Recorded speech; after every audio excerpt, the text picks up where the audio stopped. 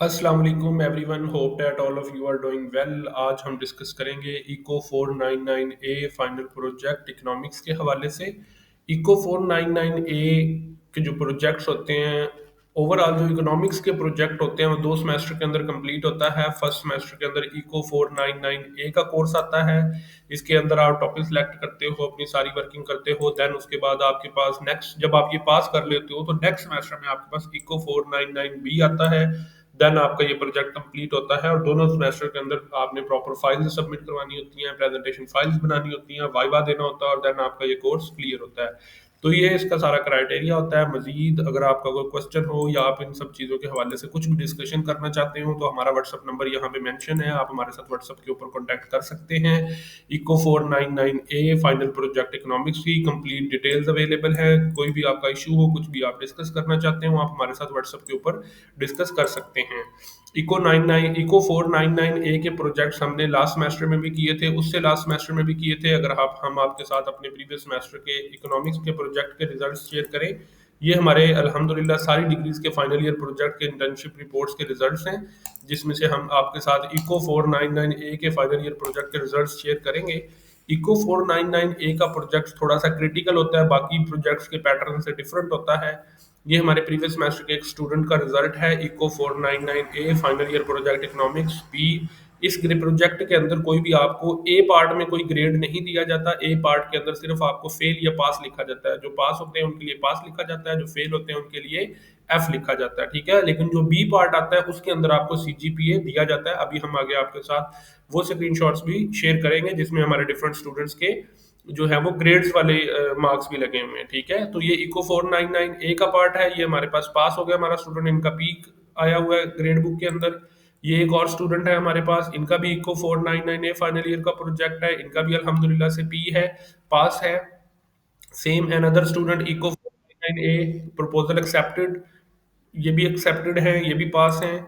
उसके बाद ये वही स्टूडेंट, ये प्रीवियस वाले जो थे इको 499 है, इनका एक्सेप्टेड, ये प्रोजेक्ट की असाइनमेंट के ऊपर कमेंट था और ये उनका ग्रेड बुक के अंदर भी आप रिजल्ट देख सकते हैं, पी लिखा हुआ है, पास है, ठीक है। उसके बाद आपके पास आ जाते हैं नेक्स्ट अनदर स्टूडेंट इको 499 ए पास है अल्हम्दुलिल्लाह। उसके बाद नेक्स्ट हमारे पास अनदर स्टूडेंट इको 499 ए पास, पी है आपके सामने, ठीक है। उसी तरह से ये हमारे दूसरे स्टूडेंट्स हैं जिनका मैं आपको बता रहा था कि ग्रेड भी आपको दिया जाता है। देखें आपका जो ट्रांसक्रिप्ट आती है, ये तो स्टूडेंट की ट्रांसक्रिप्ट शो की हुई है आपके सामने है। इको 499 ए ट्रांसक्रिप्ट के अंदर उनका जो पी लिखा हुआ है, ठीक है। जो पार्ट 1 होता है उसका कोई ग्रेड नहीं होता, लेकिन इको 499 बी का हम अभी आपको दिखाएंगे इसी स्टूडेंट का। ये देखें यहाँ पे eco 499 B final year project, इनका उन्होंने ग्रेड लगाया हुआ है एम 3.80 इनका सीजीपी है। इनका प्रोजेक्ट ए पार्ट और बी पार्ट दोनों हमारी तरफ से हुए थे, ठीक है। उसके बाद हमारे पास आ जाता है नेक्स्ट प्रोजेक्ट, ये वही स्टूडेंट है, ए और बी का उनका रिजल्ट लगाया हुआ है। ये एक अनदर स्टूडेंट है, ठीक है। इनका भी आप रिजल्ट हमारे सामने देख सकते हैं, ए ग्रेड है इनका भी,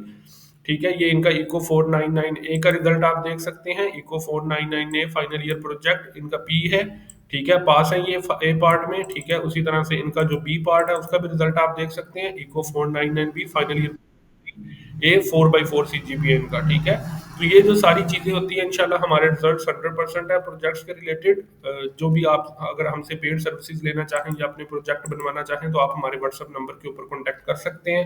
आपका कंप्लीट प्रोजेक्ट बनाना कैसे प्रोसीड होगा, क्या वर्किंग होगी, किस तरह से बनाया जाएगा, वाइवा की तैयारी करवाई जाएगी, सारा ईच एंड एवरीथिंग आपकी मैनेज की जाएगी, ठीक है। तो ये हमारा क्राइटेरिया होता है। अभी हम चलते हैं प्रोजेक्ट की तरफ, उसको सारे को डिटेल में डिस्कस करेंगे। असाइनमेंट नंबर 1 का सोल्यूशन बनाएंगे, आपको सोल्यूशन दिखाएंगे, स्टेप बाय स्टेप आपको सारी चीज़ों के बारे में बताएंगे कि आपने टॉपिक कैसे सिलेक्ट करना है, अपना प्रोजेक्ट कैसे बनाना है, खुद अगर आप बनाना चाहें तो आप इसको कैसे क्लियर करेंगे। सबसे पहले हम असाइनमेंट नंबर 1 जो हमारे पास आई है उसकी क्वेश्चन फाइल को डाउनलोड कर लेते हैं। असाइनमेंट नंबर 1 की क्वेश्चन फाइल की जो लास्ट डेट हमारे पास है वो नवंबर 7 है, 7 नवंबर इसकी लास्ट डेट है प्रोजेक्ट की फर्स्ट असाइनमेंट की सबमिट करवाने की, ठीक है। असाइनमेंट नंबर 1 की क्वेश्चन फाइल हमने डाउनलोड कर ली है। क्वेश्चन फाइल में आप देख सकते हैं कि assignment number 1 submission of proposal of project, उन्होंने सबसे पहले जो उन्होंने आपको इंस्ट्रक्शन फॉलो करने को लिए बोला है वो उन्होंने कहा है कि जी आपने select a suitable topic for project from list of topics available in the download section.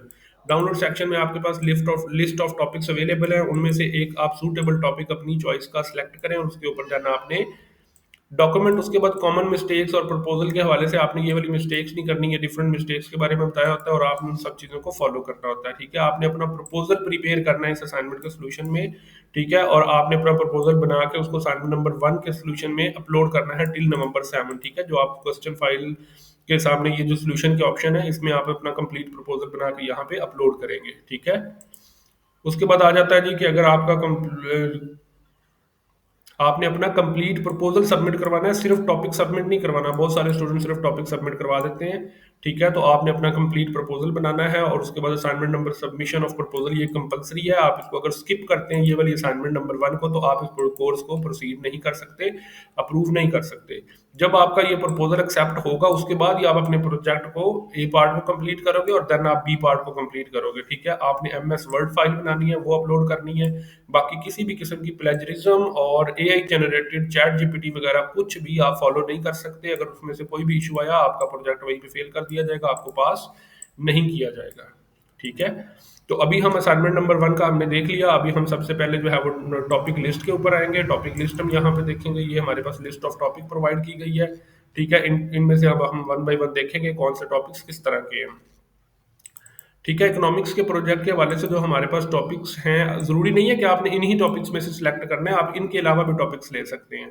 ठीक है, अभी हमारे पास यहाँ पे ये है कि जी drivers and determinants of international trade. International trade करते वक्त कौन से ड्राइवर्स और डिटर्मिनेंट्स होते हैं जो कि इंटरनेशनल ट्रेड्स के साथ लिंक होते हैं और उसको इफेक्ट करते हैं। ठीक है, उसके बाद आपने ये बताना है जी कि एफडीआई के अंदर जो है पाकिस्तान के FDI influence foreign direct investment जो पाकिस्तान के अंदर होती है उसको इम्प्रूव करने में या उसको डिक्रीज करने में कौन से फैक्टर्स जो है वो कंट्रीब्यूट करते हैं, आपने उनके ऊपर स्टडी करनी होती है। ठीक है, उसके ऊपर आपकी बहुत सारे ट्रेड ओपननेस है, इन्फ्लेशन रेट है, इस तरह के बहुत सारे फैक्टर्स, इंडस्ट्रियलाइजेशन है, बहुत सारे फैक्टर्स हैं जो उसको इफेक्ट करते हैं। आप उनको लेते हो और वन बाय वन डिस्कस करते हो। उसके बाद आपकी फिजिकल पॉलिसी मेजर्स क्या होती हैं, इकोनॉमिक ग्रोथ, इसके अंदर आप डिफरेंट वेरिएबल्स ले सकते हो। इकोनॉमिक ग्रोथ के लिए आप जीडीपी का वेरिएबल ले सकते हो, percentage GDP, GDP increase, growth, कुछ भी आप ले सकते हो। मॉनेटरी पॉलिसी आपकी होती है, इंटरेस्ट रेट होता है, कन्वर्जन रेट होता है, डिफरेंट आप इस तरह के रेट्स लेके उनको आप इफेक्ट देखते हो कि जो आपका कन्वर्जन रेट है, इंटरेस्ट रेट है, डॉलर रेट है। ठीक है, तो इन सब का जीडीपी के ऊपर, इकोनॉमिक ग्रोथ पाकिस्तान की आप जीडीपी के साथ लिंक करके इसको स्टडी कर सकते हो। उसके बाद फॉरेन रेमिटेंसीज आ जाती हैं, फॉरेन डायरेक्ट रेमिटेंसीज को आप देख सकते हो, इन्वेस्टमेंट प्लान्स को देख सकते हो, इंडस्ट्रियलाइजेशन को देख सकते हो, डिफरेंट वेरिएबल्स आप लेके उसको इकोनॉमिक ग्रोथ के ऊपर आप स्टडी कर सकते हो। उसी तरीके से इंटरनेशनल ट्रेड हमारे पास होती है। इंटरनेशनल ट्रेड पाकिस्तान में in and out, import and export की परसेंटेजेस जो है उनको आप स्टडी कर सकते हो इकोनॉमिक ग्रोथ जीडीपी के ऊपर।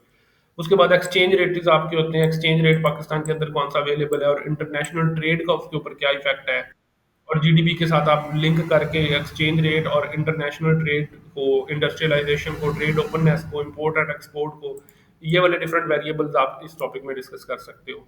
उसके बाद आपके पास impact of trade deficit and economic growth. Trade deficit का मतलब है कि आपको डिफरेंट जो है वो आपकी इंपोर्ट रेट क्या है, एक्सपोर्ट रेट क्या है, इंडस्ट्रियलाइजेशन क्या है, आपका टैक्स रेट क्या है, आपकी रेमिटेंसीज किस तरह की हैं, आपके एक्सचेंज रेट किस तरह के हैं, कन्वर्जन रेट किस तरह के हैं। ये जो डिफरेंट फैक्टर्स होते हैं ये ट्रेड डेफिसिट के अंदर आते हैं और हम देखेंगे कि ये सब जो है वो इकोनॉमिक ग्रोथ को किस तरह से इफेक्ट करते हैं। उसके बाद पाकिस्तान की इंपोर्ट एंड एक्सपोर्ट्स के अंदर कौन कौन से फैक्टर्स हैं, पाकिस्तान के अंदर इंडस्ट्रियलाइजेशन किस तरह की हो रही है, इन्वायरमेंटल फैक्टर्स किस तरह के हैं, कन्वर्जन रेट्स किस तरह के हैं, जीडीपी पाकिस्तान की इंक्रीज हो रही है या डिक्रीज हो रही है। ये डिफरेंट फैक्टर्स हैं जो इसके इफेक्ट करते हैं। इन सब के साथ आपके पास फैक्टर्स, उसके बाद आ जाता है topic number 10, factor influencing exports and in depth exploration.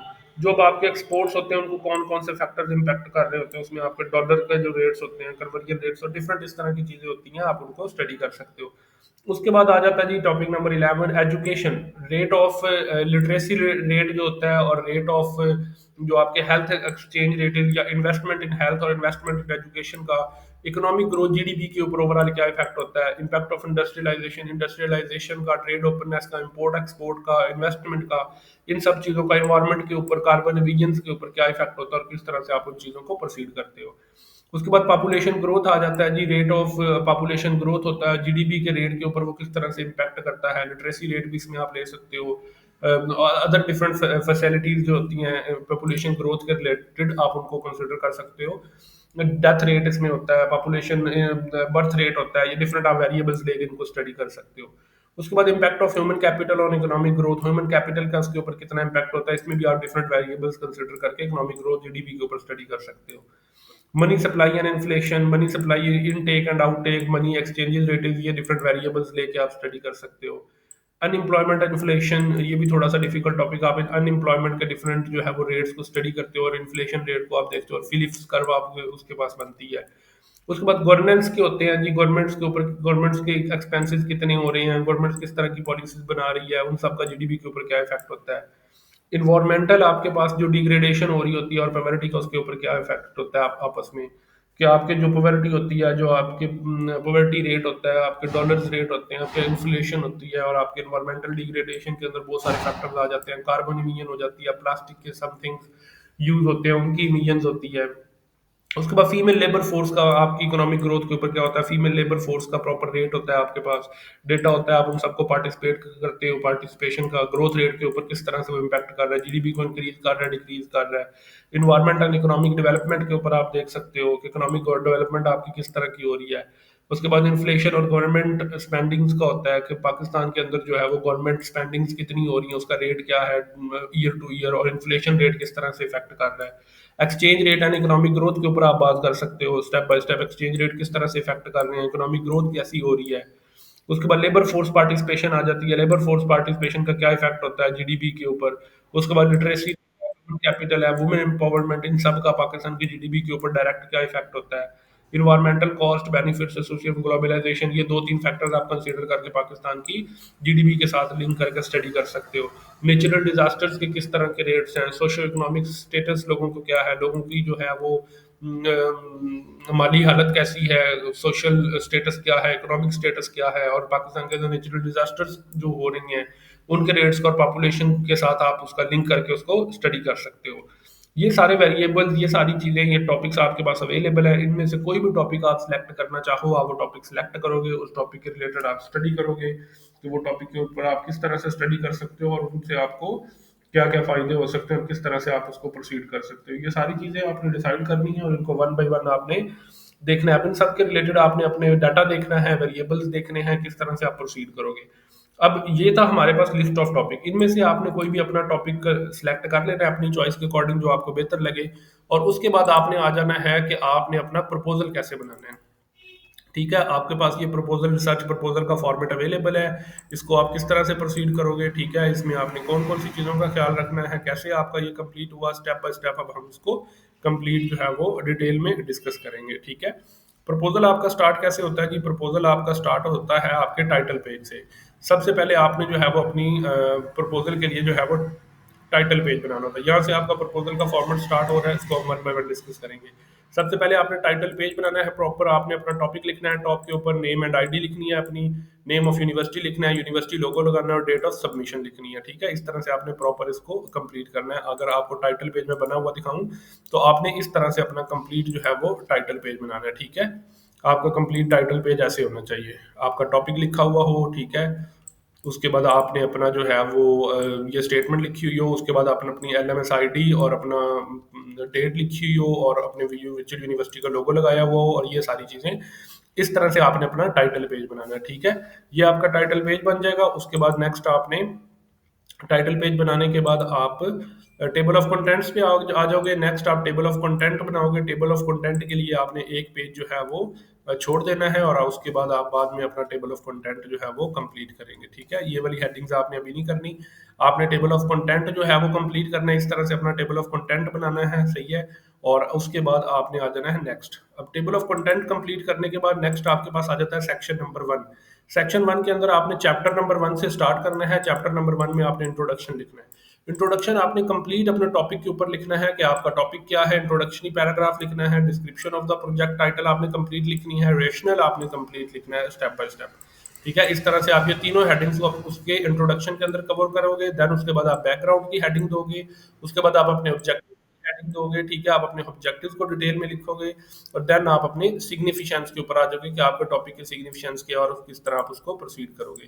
ठीक है, सेम यहाँ पे आप देख सकते हैं चैप्टर 1 सेक्शन 1 से स्टार्ट हो रहा है। चैप्टर 1 की आपके पास इंट्रोडक्शन की हेडिंग आ जाती है। ठीक है, आपने इंट्रोडक्शन प्रॉपर लिखना है, रिसर्च गैप आप यहाँ पे लिख सकते हैं। सॉरी, रेशनल की आपने हेडिंग देनी है, उसके बाद आप बैकग्राउंड ऑफ द स्टडी पे आ जाएंगे, बैकग्राउंड आप लिखेंगे, ठीक है। उसके बाद आपके पास यहाँ पे बैकग्राउंड कंप्लीट होगा, तो उसके बाद आपने यहाँ पे ऑब्जेक्टिव्स लिखने हैं, आपके ऑब्जेक्टिव्स कौन कौन से होंगे, ठीक है। रिसर्च क्वेश्चंस आप लिखोगे, हाइपोथेसिस आप लिखोगे, उसके बाद आपने अपनी रिसर्च की सिग्निफिकेंस को यहाँ पे लिखना है, आपकी रिसर्च की क्या सिग्निफिकेंस है, ठीक है। आपका ये पोर्शन भी कंप्लीट हो जाएगा, चैप्टर नंबर 1 कंप्लीट हो गया। चैप्टर नंबर 1 में आपने ये सारी चीजें मेंशन कर दी हैं, हाइपोथेसिस भी, रिसर्च क्वेश्चन भी। उसके बाद चैप्टर नंबर 2 आपके पास आ जाता है review of literature. Literature review का मतलब होता है जी कि आपने 15 एम्पिरिकल स्टडीज, 15 जो है वो रिसर्च आर्टिकल्स लेने हैं अपने टॉपिक के रिलेटेड, और उनका आपने रिव्यू लिखना है डिटेल में। आपने यहाँ पे लिखना है जी ऑथर नेम, टाइटल उनका लिखना है, मेन ऑब्जेक्टिव लिखना है, डाटा टाइप लिखना है उन्होंने कौन सी यूज की, डाटा रेंज आपने देखनी है। मतलब बात करने का ये है कि आपने जो भी टॉपिक सिलेक्ट किया है, आप तो उस पर आज स्टडी करने लगे हो ना, आपसे पहले जिन लोगों ने सेम उसी तरह के मिलते जुलते टॉपिक पे काम किया है विद इन पाकिस्तान और आउट ऑफ द पाकिस्तान, जहां कहीं भी, ठीक है, उसको लिटरेचर रिव्यू कहते हैं। आपने 15 आर्टिकल लेने हैं, ठीक है, 15 आर्टिकल आपने लेने हैं, और 15 आर्टिकल्स को आपने स्टडी करना है one by one. Her article को आपने डिटेल में देखना है, ठीक है। आपने डिटेल में आर्टिकल को देखना है, और उस आर्टिकल के रिलेटेड आपने यहाँ पे जो है वो कंप्लीट उसका एनालिसिस, पूरी फाइल को स्टडी करके, आर्टिकल को स्टडी करके आपने उसका यहाँ पे लिखना है प्रॉपर। उसका फॉर्मेट क्या होगा, आपने सबसे पहले उस ऑथर का नाम लिखना है, ठीक है। उसके बाद आपने उसका टाइटल लिखना है, उसका टॉपिक लिखना है, उसने किस टॉपिक पे काम किया, उसकी डेटा टाइप लिखनी है, उसने डेटा कौन सा यूज किया, टाइम सीरीज में यूज किया या पैरेलल या कोई और, डाटा रेंज उसकी लिखनी है, उसने कितने सालों का डाटा लिया, उसके वेरिएबल्स कौन कौन से उसने यूज किए थे, उसने टेक्निक कौन सी यूज की थी, मेथोडोलॉजी और मॉडल उसका आप यहाँ पे लिखोगे, उसकी आप की फाइंडिंग्स, उसके रिजल्ट्स लिखोगे, और उसने एंड पे क्या सजेशंस दी वो लिखोगे, ठीक है। लिटरेचर रिव्यू लिखने का आपका फॉर्मेट जो है वो ये वाला होगा। यहाँ पे एक फॉर्मेट आपको लिखा हुआ भी दिखाया गया, ये ऑज़कान एक रिसर्चर है, जिसने इस आर्टिकल लिखा हुआ है, ठीक है। 2004 के अंदर उसने आर्टिकल लिखा, उसके आर्टिकल का टॉपिक क्या था ये लिखा हुआ है, उसने कितने सालों का डाटा लिया ये लिखा हुआ है, डेटा टाइप उसने कौन सी यूज की ये लिखा हुआ है, ठीक है। उसकी अब की फाइंडिंग्स क्या थी, ये उसकी की फाइंडिंग्स थी, ठीक है। और एट द एंड उसने सजेशंस क्या दी, उसने ये सजेशंस दी, और इस तरह से आपने कंप्लीट किया। तो ये जो आपने ये चीज जो लिखनी है, ये तो यहाँ पे बिल्कुल थोड़ी सी लिखी हुई है आपकी, ये 6-7 लाइनों की, 8 लाइनों की ये एक आर्टिकल की बनेगी, और आपने इस तरह के 15 आर्टिकल्स स्टडी करने हैं, और आपने अपना लिटरेचर रिव्यू कंप्लीट करना है, ठीक है। तो ये आपका लिटरेचर रिव्यू 15 आर्टिकल्स का कंप्लीट हो जाएगा। उसके बाद अगर चले आपको 15 आर्टिकल्स का लिटरेचर रिव्यू दिखाते हैं, ठीक है। ये रिव्यू ऑफ लिटरेचर है, ये आपने 15 आर्टिकल्स का लिखना है, ठीक है। आपके सामने है, ये मेरे ख्याल से 4-5 पेजेस तक जाएगा, ठीक है। उसके बाद आ जाती है आपके पास मेथोडोलॉजी। मेथोडोलॉजी के अंदर आपने क्या करना होता है जी, उसके बाद जी आपने मॉडल एंड मेथोडोलॉजी के ऊपर आ जाना है। मॉडल एंड मेथोडोलॉजी के ऊपर आपने पहले सबसे पहले अपनी मॉडल स्पेसिफिकेशन लिखनी है। आपने कौन कौन से वेरिएबल्स लेने हैं, आपने क्या काम करना है, वेरिएबल्स आपके इंडिपेंडेंट कौन से होंगे, डिपेंडेंट कौन से होंगे, आपने उसके ऊपर अपनी इस तरह से प्रॉपर एक इक्वेशन लिखनी है, ठीक है। आपने अपना मॉडल स्पेसिफिकेशन बनानी है, ठीक है। मॉडल स्पेसिफिकेशन बनाने के बाद आपने अपने डेटा लिखना है, आप डेटा कौन सा लोगे, किस टाइप का लोगे, कितने सालों का लोगे, और किधर से डाटा लोगे। वेरिएबल्स का बताना है जी, आपके वेरिएबल कौन कौन से हैं, वन बाय वन आपने सारे वेरिएबल्स अपने यहाँ पर डिफाइन करने हैं। उसके बाद इकोनोमेट्रिक मेथोडोलॉजी आपकी कौन सी होगी, आप शॉर्ट रन में करोगे, लॉन्ग रन में करोगे, टाइम सीरीज एनालिसिस करोगे, ई व्यूज के ऊपर आप रिग्रेशन एनालिसिस करोगे, जॉनसन को इंटीग्रेशन करोगे, या कोई भी मेथड करोगे, ARDL मेथड अप्लाई करोगे। जो मेथड आपने अप्लाई करना है वो आप यहाँ पे मेंशन करोगे। उसके बाद आ जाता है जी data processing tool. Data processing के लिए आपने टूल कौन सा यूज किया, आप एक्सेल के ऊपर काम करोगे, आप ई व्यूज सॉफ्टवेयर होता है उसके ऊपर आप करोगे, ठीक है। ये सारा आपका क्राइटेरिया। उसके बाद सेक्शन 2 के अंदर आपने अपनी डिटेल लिखनी होती है, आपकी लास्ट डिग्री कौन सी थी, आपकी ऑर्गेनाइजेशन का नेम क्या, जिधर आप एम्प्लॉय हो, डेजिग्नेशन क्या, एक्सपीरियंस क्या। अगर आपकी कोई जॉब नहीं करते तो इन तीनों को खाली छोड़ दें, बस लास्ट डिग्री लिख दें। बिब्लियोग्राफी के अंदर आपने कंप्लीट रेफरेंसेस देने हैं, ऊपर जो 15 आर्टिकल्स की आपने स्टडी की थी ना, वो 15 आर्टिकल कौन से थे, उन आर्टिकल के लिंक्स आपने यहाँ पे प्रोवाइड करने हैं। एपीए स्टाइल के अंदर आपने उनका रेफरेंस प्रोवाइड करना है डिटेल में, ठीक है। एपीए स्टाइल में उन 15 आर्टिकल्स का आपने रेफरेंस यहाँ पे प्रोवाइड करना है, ताकि टीचर को पता हो कि आपने वो 15 आर्टिकल कौन कौन से स्टडी किए हैं, ठीक है। तो अभी आपको दिखाते हैं जी मेथोडोलॉजी। मेथोडोलॉजी में आपने ये मॉडल स्पेसिफिकेशन अपनी बनाई, अपनी इक्वेशन लिखी, सारे वेरिएबल्स बताए, आपने अपने वेरिएबल की ये सारी मेजरमेंट बताई, वेरिएबल्स को डिफाइन किया वन बाय वन, सारे वेरिएबल्स डिफाइन किए आपने, ठीक है। उसके बाद आपने जो है वो एक्सपेंडिचर, ये सारे डाटा बताया कौन सा था, मेथोडोलॉजी बताई, डाटा प्रोसेसिंग टूल बताया कौन सा था, ठीक है। तो ये सारा आपने काम किया, ठीक है। इस सब के बाद आपने एट द एंड जो आपने शो किया था, रेफरेंसेस आपने दिखाने हैं फाइल के एंड पे, आपने रेफरेंसेस बताने दिए, आपने कौन से 15 आर्टिकल्स के ऊपर स्टडी की, उन आर्टिकल्स का आपने इस तरह से एपीए स्टाइल के अंदर रेफरेंसिंग में उनकी दिखानी है। 15 आर्टिकल्स के यहाँ पे रेफरेंसेस ये होने चाहिए, ठीक है, ताकि टीचर को पता हो कि कौन से 15 आर्टिकल स्टडी करने के बाद आपने वो जो लिटरेचर रिव्यू लिखा था।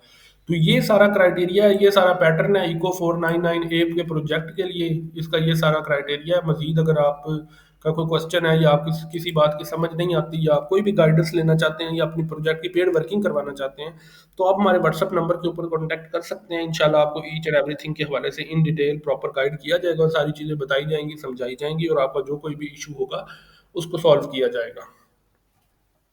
Thank you so much for your time. अल्लाह हाफिज़।